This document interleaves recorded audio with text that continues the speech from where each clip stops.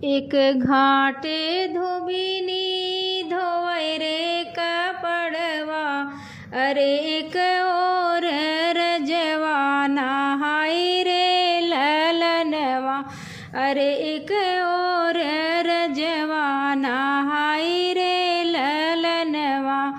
तनी एक दूर हटा राजा का बेटा, अरे पड़ी जई है नरक के छीटा रे ललनवा, अरे पड़ी जई है नरक के छीटा रे ललनवा। तोहरे ही लेखे धोबिन नरक का छीटा, अरे मोर लेखे अतर गुलाब रे ललनवा।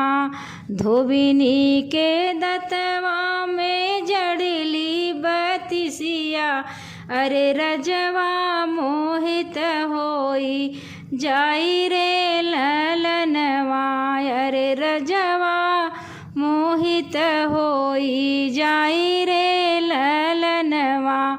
जऊ तू राजा हो मोरे पेलो भैला, अरे चल बान्हा उसरा पेरे हरे ललनवा, अरे चल बान्हा उसरा पर रे हरे ललनवा।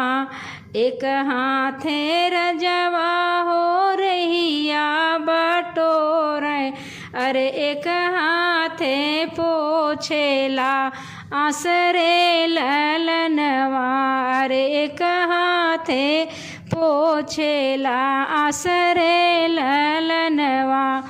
जन्मत भले मोर छत्री के घरवा, अरे कर्म धोबिनिया के साथ रे ललनवा, अरे कर्म धोबिनिया के साथ रे ललनवा।